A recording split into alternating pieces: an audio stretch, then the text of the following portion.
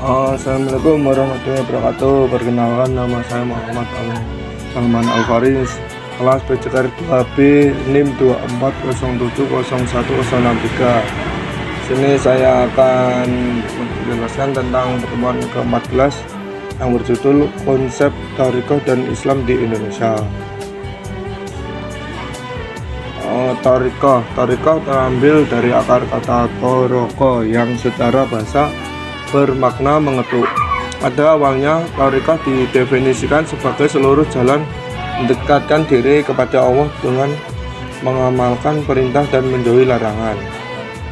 Seiring waktu, thariqah didefinisikan sebagai kumpulan para salik yang dinisbahkan pada salah satu syekh tertentu dengan kepatuhan terhadap peraturan-peraturan khusus dalam bermujahadah. Mereka berkumpul di dalam zawiyah, rubat dan konikoh atau secara teratur dalam momen-momen khusus, serta mendirikan majelis ilmu dan zikir dengan teratur. Sejarah masuknya thariqah ke Indonesia. Sejarah tarekat di Indonesia diyakini sama dengan sejarah masuknya Islam ke Nusantara. Islam bercorak sufistik dianggap membuat masyarakat Hindu dan Buddha tertarik karena kedekatannya dengan tradisi spiritual mereka, sehingga proses Islamisasi berlangsung damai, berbeda dengan di India yang terjadi melalui penaklukan dan tekanan. Islam sebenarnya sudah masuk Nusantara sejak abad ke-7 dan ke Jawa sejak abad 11 Masehi, namun belum signifikan. Islamisasi besar-besaran baru terjadi pada akhir abad 14 atau awal abad 15. Seiring perkembangan tasawuf akhlaki yang dimulai sejak Imam Al-Ghazali, lalu berkembang dengan munculnya tarekat-tarekat seperti Qadiriyah, Kubrawiyah, Syadziliyah, Naqsabandiyah, dan Syattariyah. Tarekat ini menyebar ke Nusantara, mencapai puncaknya pada abad 17 sampai 18, dan hingga kini tak kurang dari 4.000 tarekat tersebar di seluruh Indonesia. Thariqah Mu'tabarah. Thariqah Mu'tabarah adalah thariqah yang dianggap atau diperhitungkan. Thariqah Mu'tabarah adalah thariqah yang dianggap atau diperhitungkan. Thariqah Sufi Mu'tabarah di Indonesia sangat banyak, di antaranya yaitu Syadziliyah. Thariqah ini mendasarkan segala pandangan-pandangan atas Al-Quran dan Sunnah Nabi SAW, sehingga masuk dalam kategori Sunni. Dalam pandangan Al-Syadzili, seorang salik harus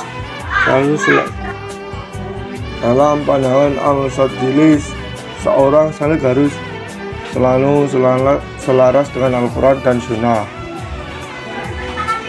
mengamalkan hal-hal fardu dan berakhlak sebagaimana akhlak Rasulullah SAW.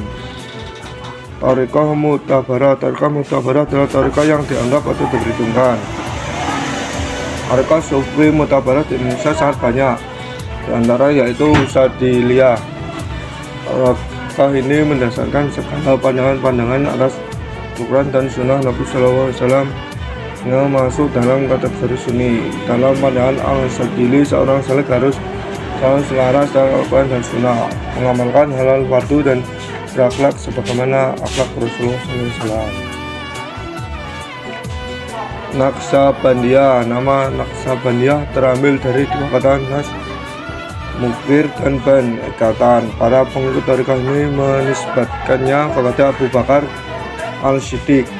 Meskipun begitu, pondasi thariqah ini terbangun oleh 4 orang: Salman Al-Farisi, Abu Yazid Al-Bastami, Al-Khalid Al-Qawajdawani, dan Muhammad Bahauddin Al-Waisi Al-Bukhari Syah Naqsyaban. Thariqah ini dikenal dengan beberapa nama sesuai eranya: Siddiqiyah, Taifuriyah, Al-Qawajdawiyah, dan akhirnya Naqsyabaniyah.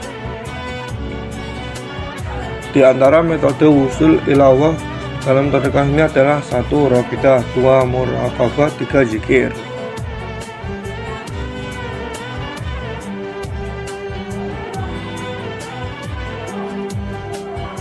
Al-Qadiriyah. Qadiriyah adalah Habib al-Hal al-Qadiri, yakni seorang salib bertakluk dengan sifat Allah al-Qadir. Beberapa kewajiban yang harus dilakukan pengikut tarekat ini. Yang pertama, i'tiqad dan amal sesuai dengan Al-Quran dan Al-Sunnah Al-Nabawiyah. Yang kedua, takwa dan taat kepada Allah baik zahir ataupun batin. Yang ketiga, tunduk pada Allah dalam setiap keadaan seraya bertawakal. Yang keempat, mengikuti Rasulullah SAW. Kelima, senantiasa menjaga batin dari menoleh kepada selain Allah. Tasawuf dibangun atas 8 pekerti: syakat atau dermawan, ridho, sabar, isyarah, qurbah atau mengasingkan diri, pakaian sufi, siyahah, perjalanan, dan fakir selalu merasa butuh kepada Allah.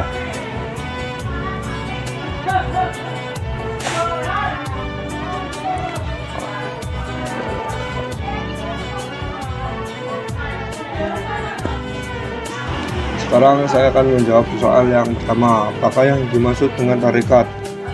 Tarekat terambil dari akar kata toroko yang secara bahasa bermakna mengetuk. Pada awalnya, tarekat didefinisikan sebagai seluruh jalan mendekatkan diri kepada Allah dengan mengamalkan perintah dan menjauhi larangan.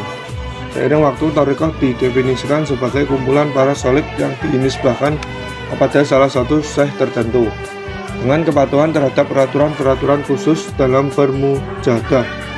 Mereka berkumpul di dalam zawiyah, rubat, dan konikah atau secara teratur dalam momen-momen khusus serta mendirikan majelis ilmu zikir dengan teratur. Soal kedua, dalam bertarekat terdapat mursyid, murid, dan metode manhaj. Jelaskan syarat-syarat mursyid. Saya akan menjelaskan sebagian di antara syarat-syarat mursyid adalah: 1. Menguasai ilmu yang dibutuhkan oleh murid seperti ilmu fikih dan akidah sekadar bisa menghilangkan subhat yang ada pada murid sehingga ia bisa mencukupkan bertanya kepada gurunya, bukan bertanya kepada orang lain. B. Mengetahui hati-hati yang sempurna, adab-adabnya, bahaya nafsu dan penyakit-penyakitnya, dan cara menjaga kesucian hati. C. Mempunyai sifat belas kasih terhadap kaum muslimin terutama para murid-muridnya. D. Menutup aib-aib muridnya yang ia ketahui. E. Menjaga diri dari mengambil manfaat pribadi dan dari harta muridnya. F. Melakukan apa yang ia perintahkan dan menjauhi apa yang ia larang agar perkataannya bisa sampai ke hati. G. Tidak bermujalasah bersama mereka kecuali sekadar hajat. H. Perkataannya bersih dari campuran hawa nafsu. I. Tidak terlalu mementingkan hak dirinya seperti hak untuk dihormati dan dimuliakan. Soal selanjutnya, sebutkan 3 di antara thariqah muktabarat di Indonesia beserta pokok-pokok ajarannya. Pertama, Sadiliyah. 5 prinsip pokok ajaran thariqah Sadiliyah. Yang pertama, bertakwa kepada Allah baik zahir maupun batin. Yang kedua, mengikuti sunnah-sunnah Nabi Muhammad SAW baik perkataan maupun perbuatan. Yang ketiga, berpaling dari makhluk baik zahir maupun batin. 4. Ridho terhadap Allah atas seluruh apa yang dibagikan untuknya, baik sedikit maupun banyak. 5. Mengembalikan segala sesuatu kepada Allah baik ketika lapang maupun sempit. 2. Naqsyabandiyah. Ajaran pokok thariqah Naqsyabandiyah. Pertama, Robitah. Robitah adalah selalu menghadirkan rohaniyah para guru. Kedua, Muraqabah. Muraqabah adalah senantiasa sadar bahwa Allah selalu mengetahui seluruh gerak-gerik hambanya. Yang ketiga, zikir. Zikir adalah salah satu fondasi thariqah ini. Dalam pandangan Naqsyabandiyah, zikir ada 2 macam, zahir dan khafi. Nomor ketiga, Al-Qadiriyah. Ajaran pokok Al-Qadiriyah. Yang pertama, i'tiqad dan amal sesuai dengan Al-Quran dan Al-Sunnah Al-Nabawiyah. Yang kedua, takwa dan taat kepada Allah baik zahir ataupun batin. Yang ketiga, tunduk pada Allah dalam setiap keadaan seraya bertawakal dalam setiap perbuatan gerak dan diam. 4. Mengikuti Rasulullah SAW. Yang kelima, senantiasa menjaga batin dari menoleh dan selain Allah dalam segala perbuatan. Soal keempat, apa yang dimaksud dengan Robit? Jelaskan. Robita adalah selalu menghadirkan rohaniyah para guru, sebab guru adalah pintu bagi murid untuk sampai kepada Allah. Dasar dari hal ini adalah firman Allah Ta'ala dalam Quran surat Al-Taubah ayat 119. Wahai orang-orang yang beriman,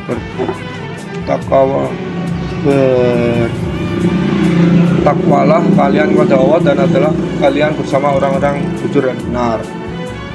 Jadi itu semua tentang soal pertemuan 14. Assalamualaikum warahmatullahi wabarakatuh.